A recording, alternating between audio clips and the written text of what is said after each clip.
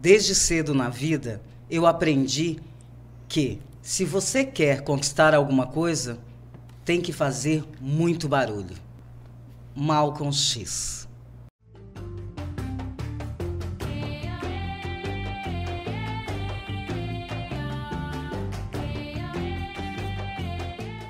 E hoje temos a honra de receber aqui Fernando Cruz, que é ator, diretor, produtor cultural, arte educador, professor, ativista, enfim, múltiplo. É uma pessoa que traz consigo várias funções. É um prazer recebê-lo aqui, Fernando Cruz. Seja muito bem-vindo. Obrigado. Muito obrigado. Axé. Axé, salve. Bom recebê-lo. O nosso podcast Questão de Pele, ele tem por objetivo conversar com pessoas que, de alguma forma, contribuem com o debate da questão racial negra. E, desde sempre, você traz isso com você em todas as suas ações, em todas as suas participações nas ações que acontecem na cena artística aqui em Campo Grande, e não artística, né? Você é uma pessoa presente nesta sociedade. Quisera que grande parte dessa sociedade fosse presente de tal forma, viu? Iríamos, sim, fazer muito barulho, como diz Malcolm X. Fernando Cruz é o nome de batismo? Quem é Fernando Cruz? Assim, me fale um pouco dessa sua relação com o Mato Grosso do Sul, porque, para quem não sabe, viu, gente, Fernando Cruz, ele já recebeu o título de cidadão campograndense, porém... Porém, Fernando é da onde? Assim. Bom, eu sou de Porto Alegre, Rio Grande do Sul, cidade onde eu nasci, me criei, né? E vim morar no Mato Grosso do Sul em 97. E aqui estou, né? Desde lá. E o que te trouxe para as terras pantaneiras? Bom, a minha família, a minha companheira, meu filho, né? Que é nascido aqui. E a perspectiva de morar num lugar tranquilo, aparentemente tranquilo, né? Comparado com outras capitais, com outras cidades, né? Grandes, né? É uma cidade relativamente tranquila e agradável, né? De morar, onde também tinha condições de continuar estudando. E o clima maravilhoso também, né? Esse calorzinho gostoso, esse clima ameno de Campo Grande, né? E o espaço, né? A receptividade que a cidade teve, né? Comigo, né? Desde o momento que eu cheguei, e os caminhos que se abriram aqui. Assim, eu costumo dizer que Campo Grande não tem cheiro igual, né? Eu morei alguns anos fora e foi lá, com a dor da saudade, que eu pude descobrir o cheiro de Campo. Campo Grande tem cheiro. Campo Grande tem cheiro, gente. É uma delícia. Enfim, eu também sou muito apaixonado pela nossa capital e nosso estado. Fernando, você é ator há quantos anos? Olha, eu não consigo quantificar, mas eu comecei a atuar quando eu tinha 20 e poucos anos, no início dos anos 80. E você sempre foi ator do teatro de rua, ou você já fez parte de outros tipos de trabalhos internos? Então, o meu trabalho como ator, né, não começa exclusivamente como ator, né? Eu tenho contato com o teatro, mas ele se manifesta, ele reverbera, se constrói a partir da relação com os movimentos sociais, na década de 80, através do contato maior com o teatro do oprimido, primeiramente com o teatro de rua, depois com uma formação em teatro, oficinas, né, cursos, mas ele acontece mesmo dentro dos movimentos sociais, né, como um modo de articulação dos trabalhadores e trabalhadoras, né, do Brasil, né, na década de 80, na luta pela anistia, pela Constituinte, pelo Estatuto da Criança e do Adolescente, pela lei da desigualdade, da igualdade racial, né, lutando contra a desigualdade, contra os agrotóxicos, né, com os movimentos que mobilizavam as necessidades, né, a defesa do que nós necessitamos, a defesa dos nossos direitos quanto vida e quanto ser humano, né, e calcado sempre no artigo 5 da Constituição, né, na liberdade de expressão, na igualdade de acesso, né, e através do teatro do oprimido, e o contato com a grande massa, né, dos trabalhadores, trabalhadoras, dos excluídos do país, né, o teatro vai se construindo. Então, eu não consigo separar o teatro do movimento social, né? O meu teatro nasce, né, das lutas, né, da manifestação, da nossa voz reverberada, né, com força, né? E a arte é o canal, né, para facilitar essa relação, né, para mediar as relações humanas, né? Sim, com certeza. Aliás, eu digo sempre, né, que os nossos governantes, eles têm tanta consciência do poder transformador da arte que eles não potencializam a arte exatamente por medo dessa transformação. Justamente. Isso é fato. E aí que começa tudo, né? Ela, principalmente pelo teatro, por todas as linguagens, né, artísticas, né, é onde a nossa sensibilidade, né, as coisas mais subjetivas são desveladas, né, e as objetivas também. O ser humano de forma integral, né, ele se revela, ele se manifesta, ele se expressa. E aí, para uma sociedade colonizadora ainda como a nossa, colonialista, né, opressora, isso é um perigo. Mas para nós, no nosso caso, é a libertação. Com certeza, é a libertação. E o Grupo Maracangalha, ele surge em que momento da sua vida, assim? Aí você, como foi esse nascimento do Maracangalha? Então, o Maracangalha, ele nasce de uma necessidade de canalizar a arte de uma forma mais democrática, mais livre, mais acessível, né, a toda a população. E também nasce das minhas necessidades pessoais, né? O nome Maracangalha vem da minha infância, né? Nós fomos ao circo, né? Fui ao circo com meus pais, meus irmãos, e tinha um número, uma gaga de palhaços que era muito engraçado, eu era criança, e onde eles cantavam a música Maracangalha do Dorival Caymmi, na brincadeira, no jogo, né, do palhaço. E aí eu, meus irmãos, meus primos, brincando no quintal, montávamos um cirquinho e era a nossa brincadeira embaixo da árvore, no quintal, né? E aí tem os lugares imaginários, Ítaca, Capazarga, da Atlântida, esses lugares míticos, né? Na minha vida, o meu lugar mítico é Maracangalha, onde começa esse meu contato com a arte, com a alegria, com o riso, com a coragem, né? De criar, de inventar, de imaginar. Então, é o meu imaginário, né? E aí surgiu o Teatro Imaginário Maracangalha, né? O nome a partir disso, né? E o grupo vem nessa toada também. A céu aberto, livre expressão, luta, sem perder a alegria, né? E aí vem uma coisa muito importante, que era desenvolver um grupo de teatro focado na pesquisa do teatro na rua, do teatro de rua, uma linguagem com especificidade mesmo, né? E a rua com todos os seus significados, né? De simbolismo, né? E o Teatro Maracangalha, ele faz parte do teatro, ele faz parte do Movimento Nacional de Teatro de Rua. É isso? Isso mesmo. E a partir de quando isso se iniciou, essa relação com esses outros grupos de teatro para que houvesse, então, essa articulação nacional? Quando que surge? Então, o Maracangalha completou agora, em agosto, 15 anos, né? E a Rede Brasileira de Teatro de Rua, ela foi criada, acredito que... Eu sou ruim com as datas ali, mas em 2009... Não, 2009 foi a primeira vez que eu fui, em 2007. É criado, né, na Bahia, em Salvador, a Rede Brasileira de Teatro de Rua, que é uma rede que articula os artistas, né, de teatro que atuam e pesquisam a rua, né? Tem essa atuação permanente na rua. E aí a rede é uma rede política, né, onde nós ficamos criando, então, formas de relações de troca e de organização.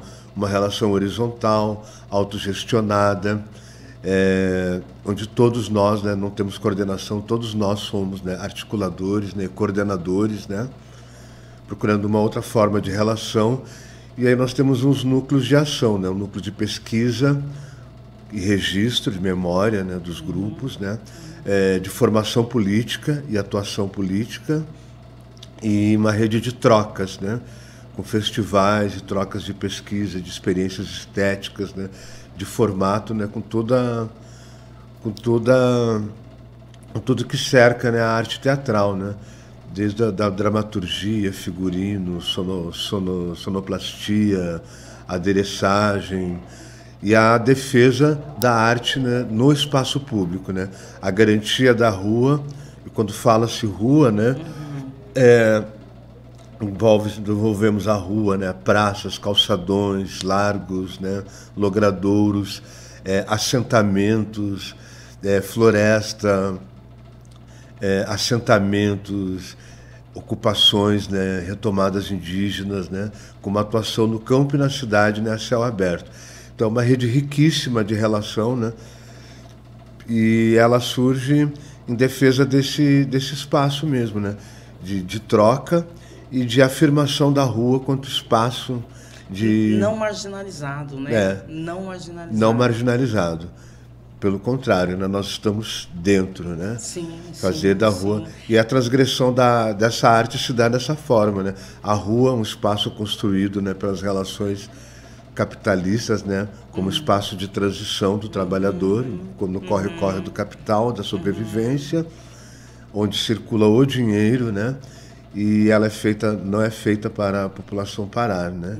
Ela é feita para essa circulação. Sim. Até as praças estão se transformando em lugares de circulação, né? Com a retirada dos bancos, o cercamento, né? E ela não é feita para a fruição das artes. E o que o teatro de rua faz é isso justamente. Ela tira essa característica imposta da rua, quanto passagem, né? E transforma a rua num espaço de fruição da arte, onde as pessoas, né, têm o seu cotidiano interrompido pela manifestação artística, né? E essa manifestação por si só ela é política. Sim. Já que a rua se subverte, né? Ela passa a ter uma outra função além, né? E aí esse espaço que nós entramos, né, para poder dialogar com a população, cara a cara, olho a olho, né? Com uma arte que é ancestral já, que é a manifestação pública, né? A céu aberto, no terreiro, né? Com o cortejo, com a música, com as denúncias, com a afirmação da nossa alegria e das nossas necessidades também, né? E aí vem a participação do Maracangalha nessas ações voltadas para... O Grupo Maracangalha tem uma relação muito forte com a pauta indígena. A pauta indígena, vocês têm o espetáculo Tecorá, que é um dos espetáculos maravilhosos que vocês têm, e essa relação ela se dá, primeiro que você já disse aqui nessa nossa conversa que você é oriundo desses movimentos sociais, né, dessas pautas de luta, e chegando aqui no estado de Mato Grosso do Sul, vendo a realidade da população indígena, não dá para fechar os olhos, né, Fernando? Não tem como, né? Uma maioria expressiva, aqui é um ponto cultural, né, de formação. A formação desse estado é indígena, né? Sim. Antes de tudo, né? E aí nós temos a referência, né, de luta desse povo, Marçal de Souza, né? Que eu conheci na década de 80 em Porto Alegre, né? Quando ele já estava sendo ameaçado de morte, e aí nas lutas por direitos humanos houve várias manifestações pelo país, né, em defesa, né, em defesa dele, para que ele fosse protegido, já que a pauta que ele trazia era fortíssima, né? Ele começa a liderança que organiza os povos indígenas do Brasil, que são inúmeros, né? E com isso eles começam a retomada da sua cultura e do seu território, fechando a BR, derrubando cercas, né, e retomando a sua terra. E Marçal de Souza é a grande liderança, ele que organiza essa mobilização toda, com essa consciência, né, de pertencimento, de direito, né, e também de que esse direito não é dado, ele é conquistado. Infelizmente, ter conquistado a duras penas, né? Aí Marçal é assassinado. por conta dessa luta Sim. expressiva, né?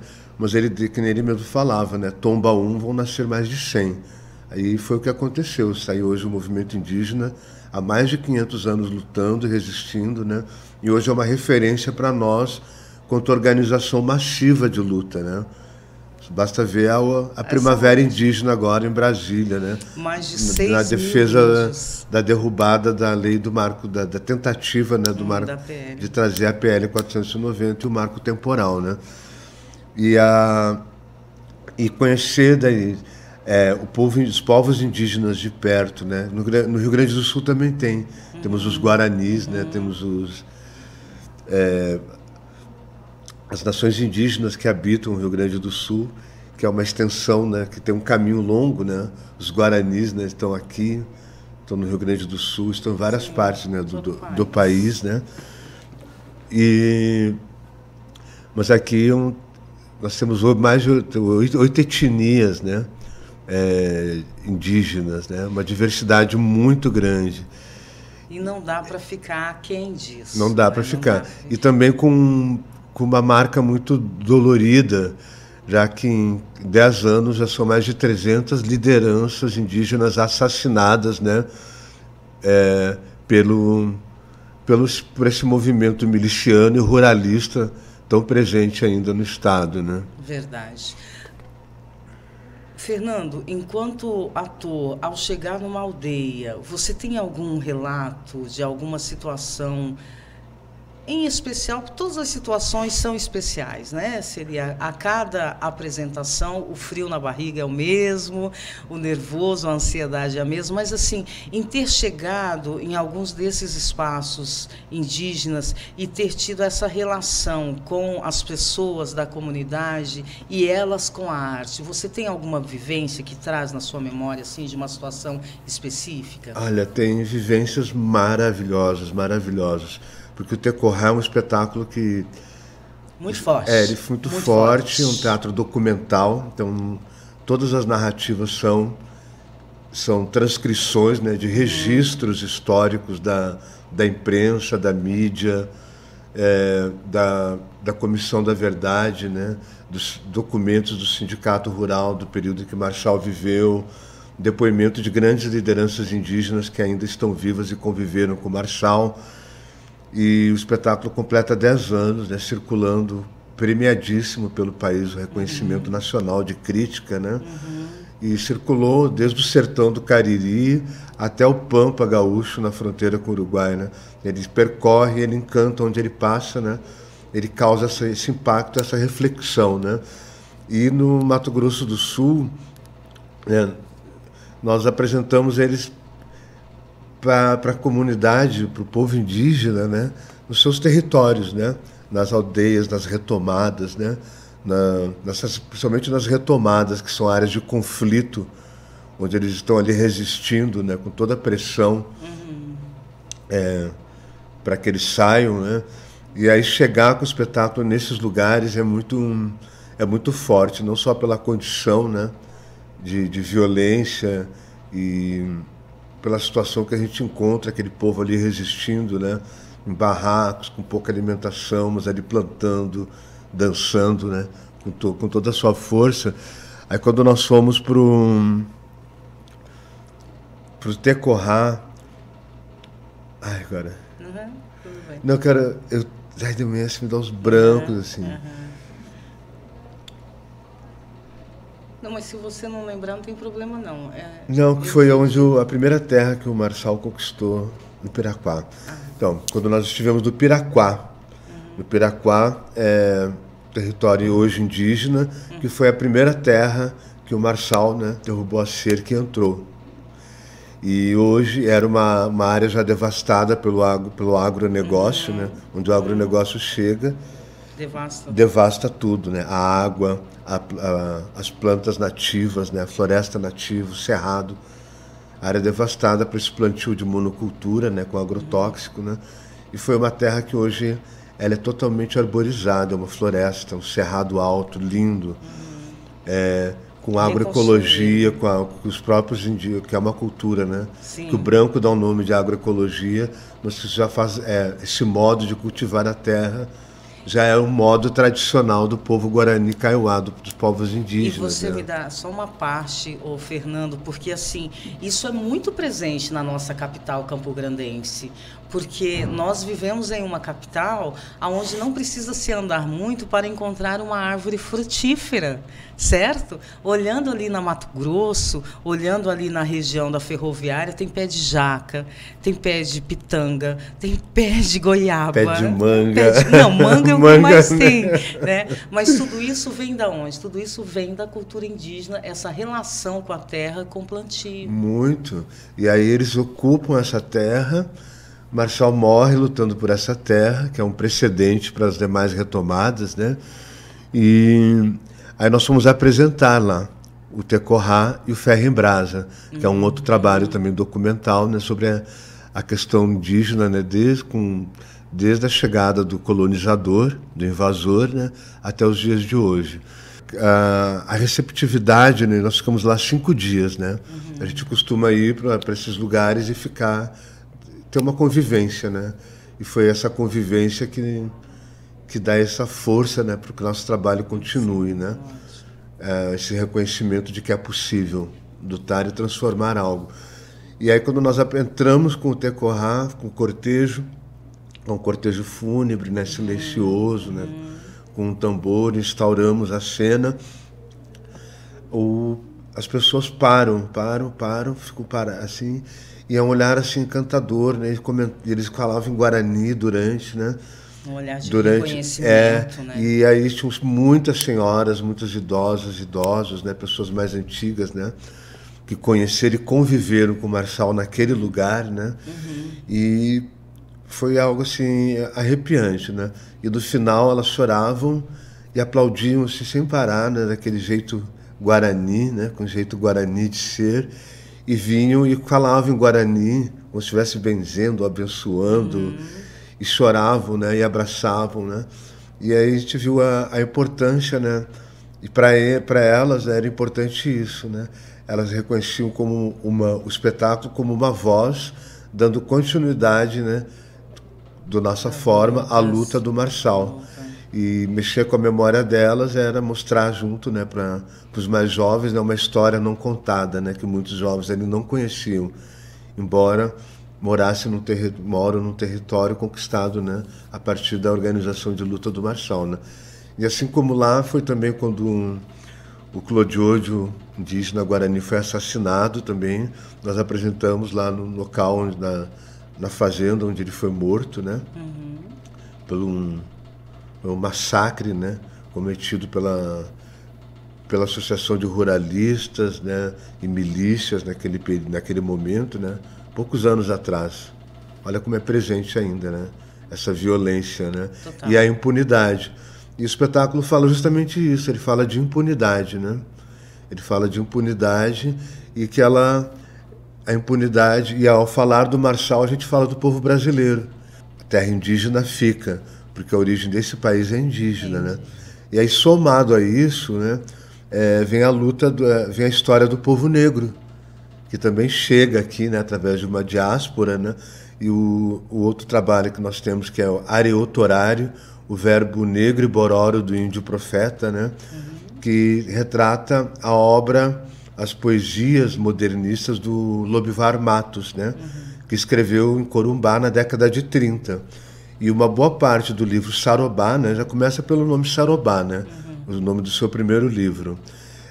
Sarobá foi a primeira favela do Mato Grosso, Uno ainda, né, pós-Guerra do Paraguai, em Corumbá, onde os negros que sobreviveram à Guerra do Paraguai, acabada a guerra, eles não serviam mais, né, foram bucha de canhão e já não serviu mais também para a elite brasileira, né.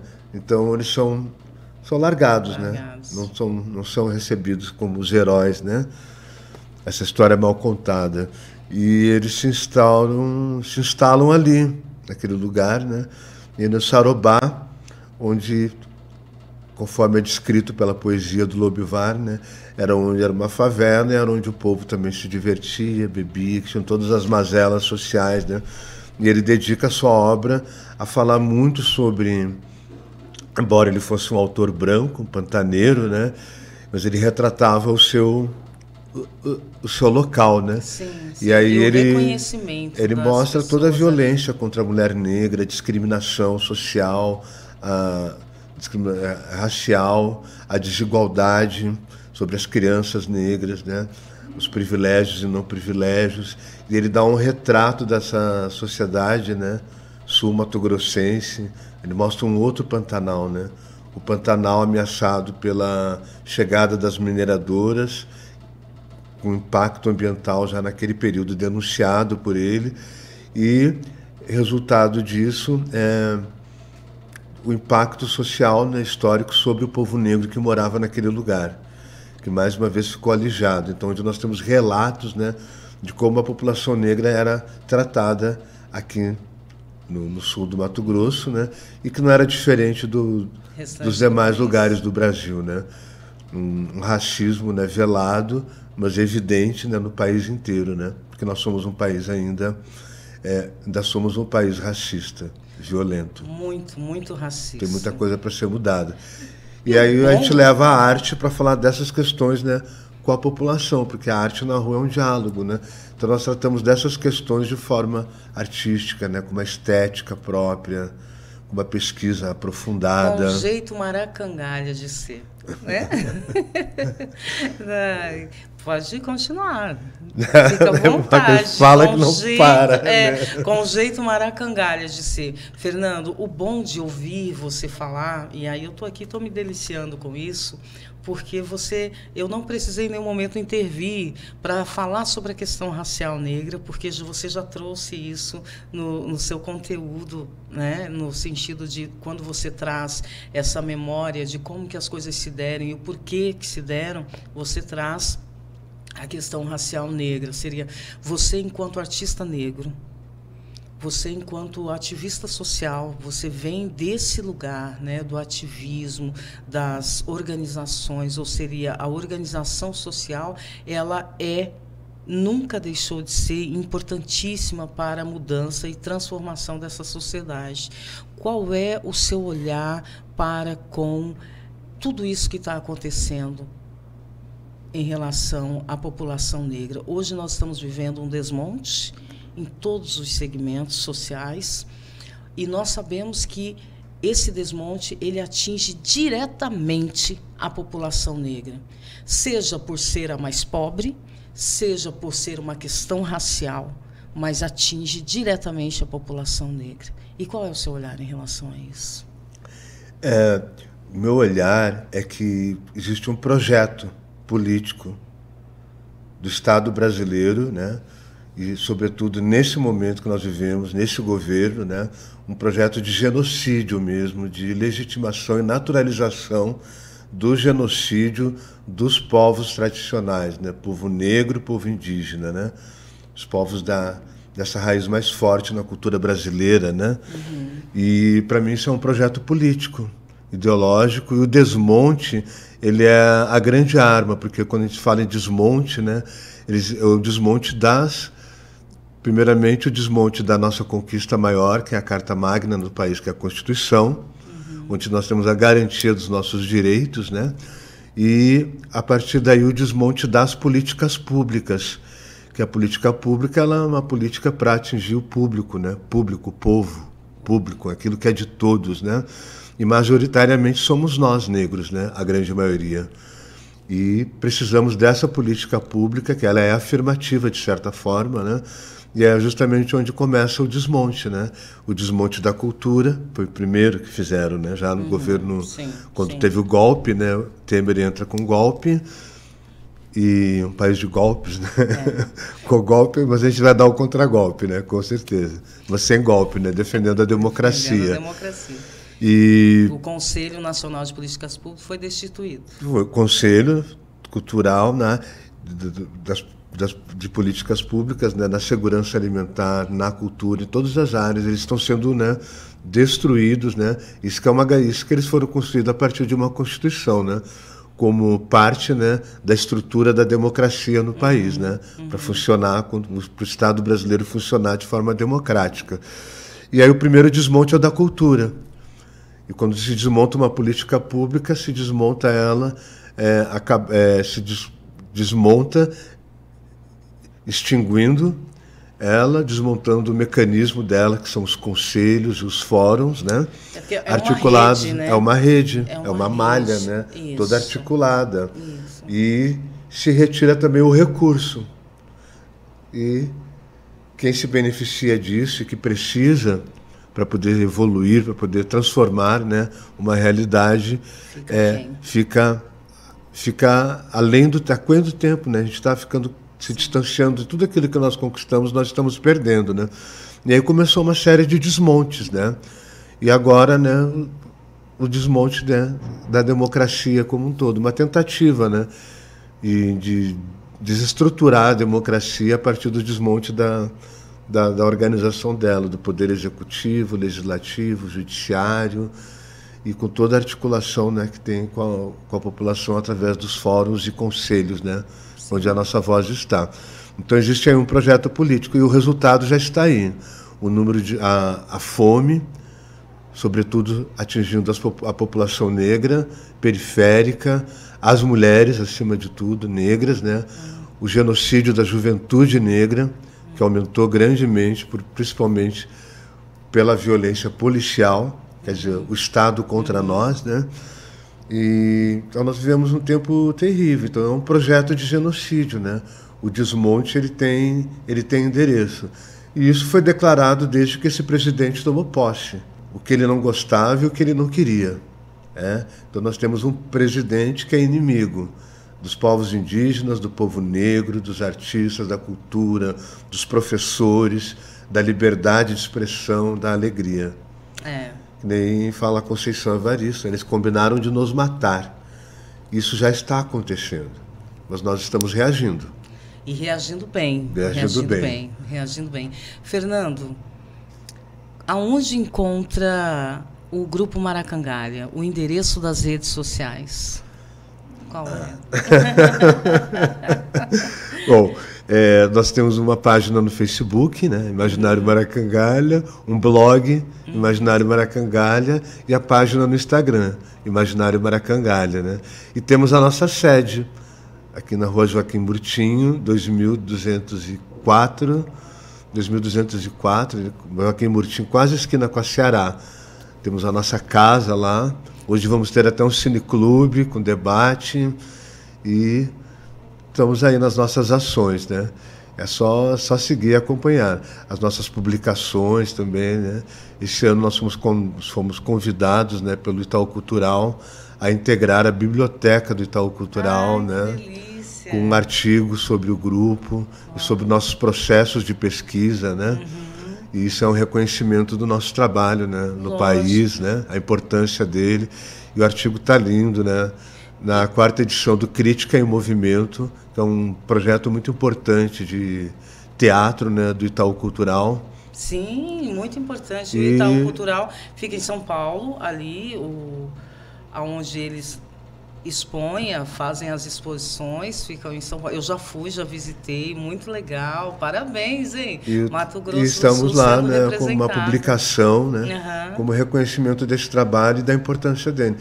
E, então, assim, tem alguns trabalhos escritos sobre o grupo também. Então, estamos aí, só acessar, dar uma procurada nas nossas páginas, que tem bastante informação sobre o grupo, né? Que bom. Fernando, muito obrigado por você estar aqui. Gratidão. Foi muito boa essa nossa conversa, para que a sociedade sul-mato-grossense do mundo possa conhecer um pouco mais sobre o Grupo Maracangalha, sobre a pessoa Fernando Cruz, sobre o trabalho que a pessoa Fernando Cruz, a partir das suas sensibilidades em diversas questões, desenvolve junto aos seus pares dentro do coletivo Maracangalha, do Grupo Maracangalha. Nosso muito obrigado, porque sabemos que a participação ela se dá não somente de forma física, mas principalmente de forma espiritual. E estar aqui, estar na luta, não é para qualquer um, né? Se assumir enquanto negro não é qualquer coisa, é se assumir política e socialmente. Quando uma pessoa se assume ser negro, ela sabe o que vai vir pela frente. Certeza. E para acompanhar a gente também, é legal acompanhar a nossa programação. Nós realizamos o Sarobá, que é um sarau a céu aberto de múltiplas linguagens, né? Acessível, gratuito, ocupando um sarau itinerante, que ocupa vários espaços ociosos e importantes da cidade de Campo Grande na rua, com teatro, música, dança, seminário, cultura da infância, cultura popular, com nossos parceiros, né?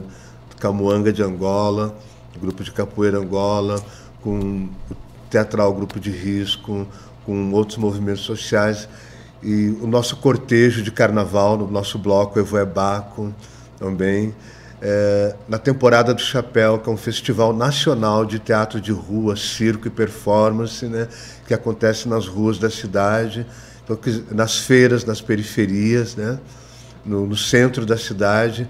É só ir para a rua que vai achar o Maracangalha batendo tambor, reverberando a nossa ancestralidade, a nossa força.